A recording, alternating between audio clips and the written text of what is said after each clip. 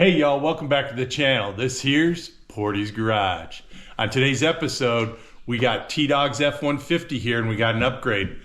Tell us what you got. So we've got a pretty cool new kit that's coming out from CarABC. This is the kit to upgrade from the 8-inch touchscreen to the 12-inch touchscreen. Pretty cool stuff. We'll put a before picture of what I'm dealing with from the factory and then get into this nice new gorgeous big screen. Say we crack it open, see what we got inside. Let's see. Very good packaging, by the way.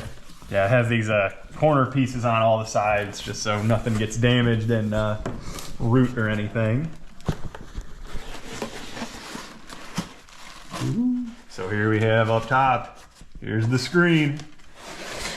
Let's see if we can get this bad boy out of here. Oh yeah. Nice. Look at that. Wow. Oh my gosh, that's going to be such a huge upgrade. It's got the button blank already built in and everything. Looks like factory spec finishes and everything. Awesome. Excited to see this. Excellent. And what else we got in the box here? Looks like we've got a wiring harness. Oh yeah. Plug and play. And looks like a module in here that we're going to need to install as well. Oh yeah, right there. Fomoco too. Awesome. Excellent. There is one other modification we need to make. And that is due to my F-150 being the bench seat flavor. Since there's no center console, we've got to swap out some trim pieces and move the controls. So basically on mine, where the screen is smaller, my volume and tune knob are up there. So we're going to shift them down here, add them to the HVAC setup, and nice. Then we'll get it going. Genuine Ford part as well, in case you guys need that part number. All right, what do you say we tear into this? Let's dive in. Here we are in the cab of the F-150. Based on the research I've done here, it looks like the only tools we're gonna need are some assorted trim removal pieces, handy dandy work light, always makes things easier, and a little 7mm ratchet here. We're bringing out the Milwaukee just because we like to make things easier. So the process, it's gonna look like we're just going to be removing a lot of trim pieces, this upper one, this lower one, peel the gauge bezel back a little bit to get access to some screws, remove this trim up here. We're gonna obviously be taking off the climate control bezel. I think we might have to go down, get these lower pieces, these side pieces. So yeah, we're just gonna dive in and see what happens. There we go.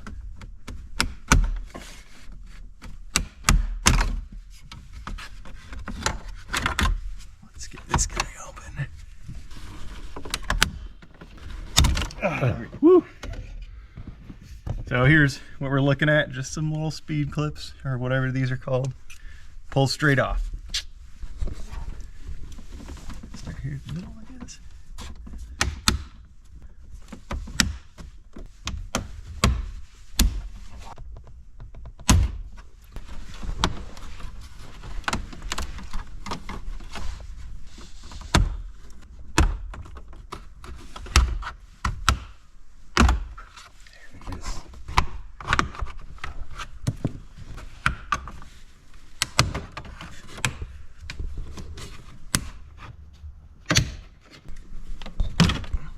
There we go.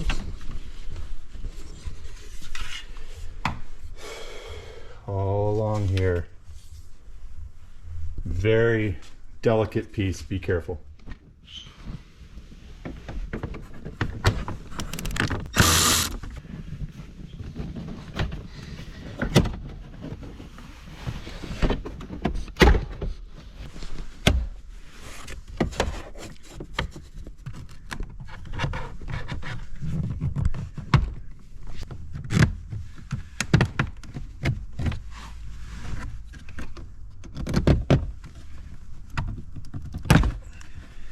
Probably get that.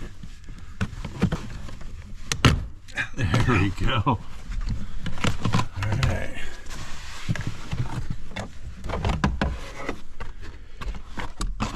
this, we got a clip here, here. Looks like 5 clips, and then you had the 1 screw. on the driver's side, and then this just had your 3 clips on there. All right, getting there.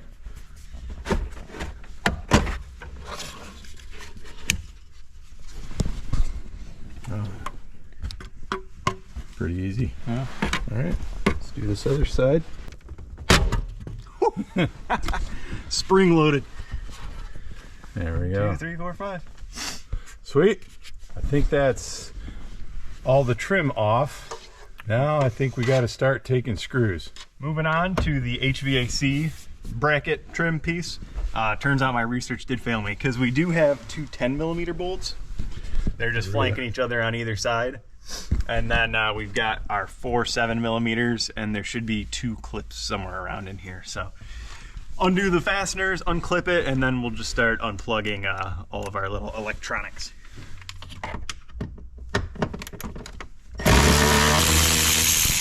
There we go.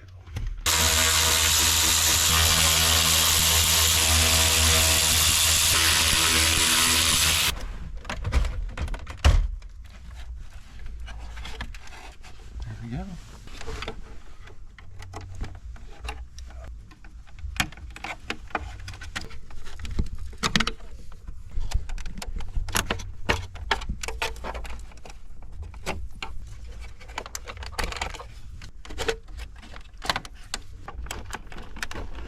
Ah, there it is. There we go. So for this, when I swap over to my new dash, I am gonna have to take all of these little bits off. But it looks like most of them just kind of clip in. Onto the main attraction, getting the old center stack out. We have 1, 2, 3, 4, and 5 screws. This one's a little hidden behind this gauge cluster trim, so I'm gonna just pop it off, and hopefully that gives me enough room to maneuver. And then should be able to slide her on out and disconnect our electricals. You know what, I think I can just kind of wedge it and then get my guy in here. Oh, there you go.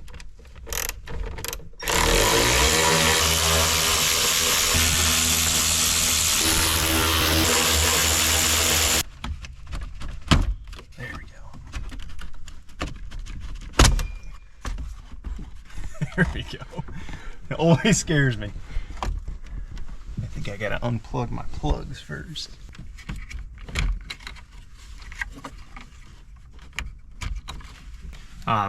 This HVAC vent seems like it's wanting to stay, but really what it is, just a couple of clips along the side and on the top. So I'm gonna let it stay. Try not to force anything that doesn't want to be forced. Tricky around that trim piece. Yeah. It's clipped to this.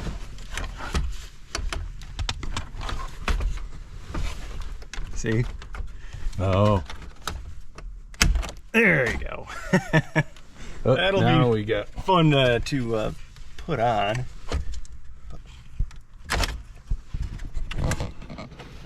I'll show that clip. So it's actually this dash piece right up here clipped into the trim bezel right here. So I kind of separated them and then was able to snake it out. But yeah, moving on along. Awesome.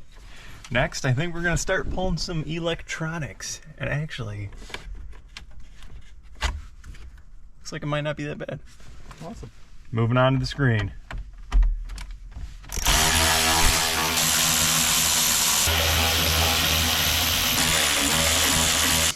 So it looks like this is just another clip-in dealio.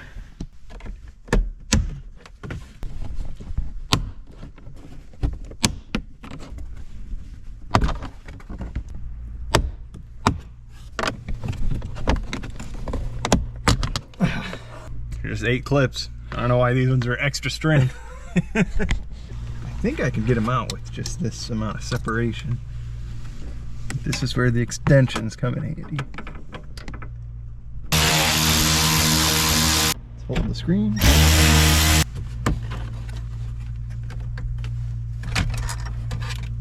There we go.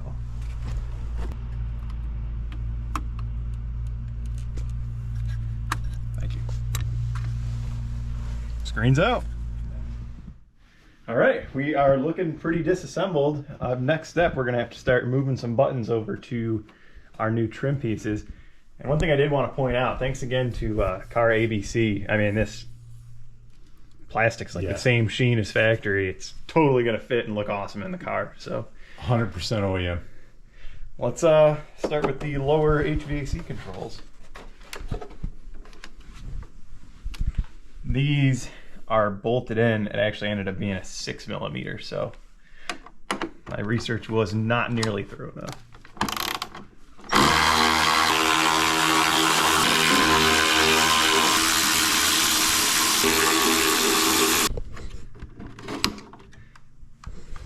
And what I am gonna do is take something off, put it on.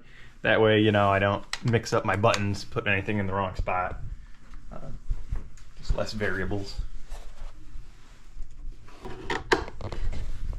Sitting flush.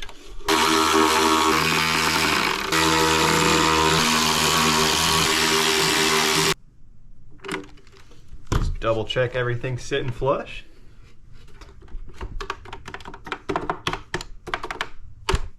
Looking good. So it looks like all of these little accessories, they kind of push through the front. Like if you see right here, there's just a little clip on the side if we were to push it in. Other side. Oh, there's 2 on this side. There's 4 total.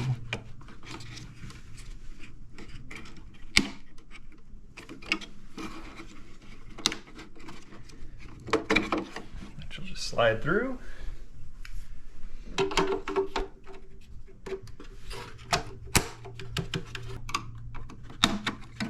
Make sure I got this right side up. Oh, yeah. All right, we'll go ahead and do the rest of these off camera. You don't need to see the same thing over and over again, but it's coming together. Here we are, completed. All the buttons transferred over. It was basically a 1-for-1 swap, except for the relocation of the volume knob. But yeah, awesome. This looks great. Now, let's go get this put back in. last thing, back in the car, we need to remove the sync module here because we've got the upgraded version to go with the bigger screen. It's gonna be, let's say 4 or just 3? 3. 1, 2, 3 Torx bolts, but first I'm gonna get some of this stuff unplugged. It is a T20 Torx as well. T20.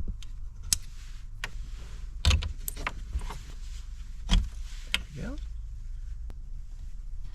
There we go. I think this is one of those you like unlatch it. Yep. Work smarter, not harder. There we go. All right, now let's get these Torx guys off.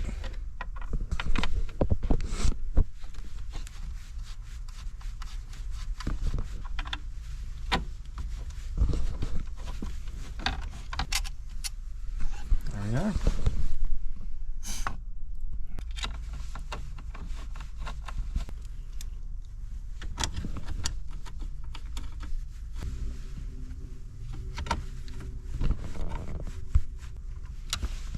There we go, new one's in. Now we do have to do some wiring upgrades here with the kit that came from CarABC. So one of those includes removing the module to the screen. It was kind of pressed in with a few of these little Christmas tree clips in here, but we took those out. I'm gonna see if there's a way that we can remove these connectors, put them on the new harness. So this one will come up through here and out, and it will plug in right here. Bingo. So you definitely have a little extra length here than the stock as well. We'll get the rest of this all plugged in and then get the screen out and see if we're good. Time for the golden moment here. Let's get this monster of a screen put in. First, we're gonna do a couple of plugs. Our new harness from CarABC. This guy right here.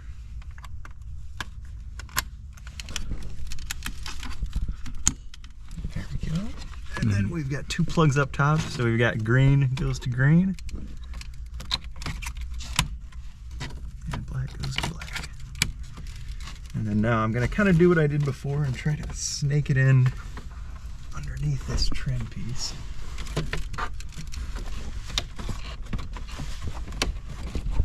Okay, now we're relining everything up. Okay, you gotta, yeah, there. There we go. Take a quick look down here and make sure you got your plates set for your screws. Yeah. Okay. There she is. It's a thing of beauty. Wow. Looks amazing. We'll get these screws put on and then come back with the bottom. Screen's on, moving on to the lower bezel. Kind of got everything mapped out where it plugs in. And the nice part is the relocated volume control. I think we're gonna be able to make it. So we'll save that one for last. I'm just gonna start plugging stuff back in.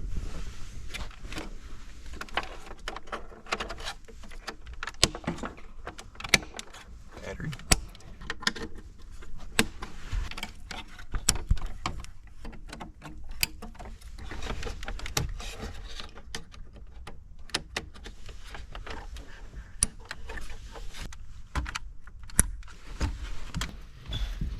Drum roll.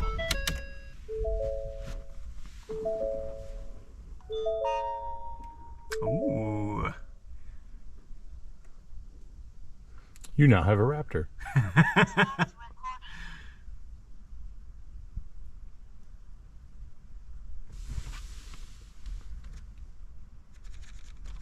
Gotta hit the button. Oh yeah. On the screen. Oh, there we go. It looks like she's working.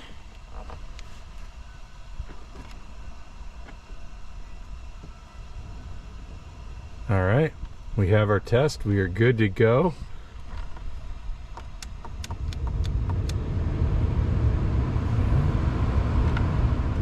Yeah, looking good. Awesome. All right, let's get these screws back in and we'll button her up. After we got everything connected and up and running, I pulled out the old Portie's Garage mainframe, aka my fiance's old laptop, and my little sync dongle here. And I did have to make a couple adjustments to the new sync module, basically just lining up the programming of the sync module with the options my truck came with. I did end up having to re-add the 360-degree camera and all the options there. Added back the pop-up screen when you adjust the HVAC measures, and I think that was pretty much it. It was very close. Oh, I changed the splash screen too. It came with a Raptor, which was honestly kind of cool, but you know, keep it truthful, I put it back to the F-150. So now we're fully back stock as my truck came, but with the much larger and much more, you know, beautiful looking screen. Let's go ahead and put the rest of this trim together, and then we'll run through a little bit of the programming and features of the new sync screen here.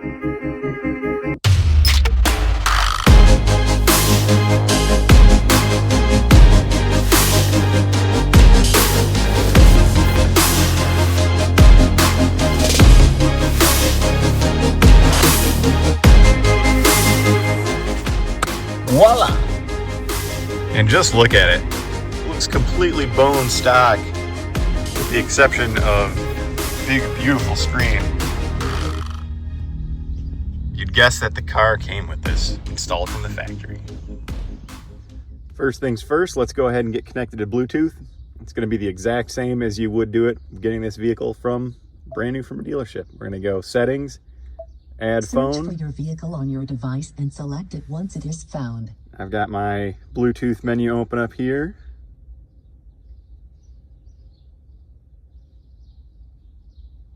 Oh, I think I want to discover other Bluetooth devices.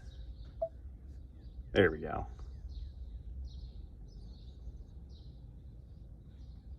Select one of the devices found by sync. And we'll click iPhone right here. Confirm that the pin displayed on sync matches the pin displayed on your device. Pin matches. We'll do pair. Allow. Yes. Pairing successful. iPhone is paired with Ford F-150. Please stay alert to changing road conditions and use Sync's voice-activated features while your vehicle is in motion. Thank you. And you know we're going to connect to Apple CarPlay.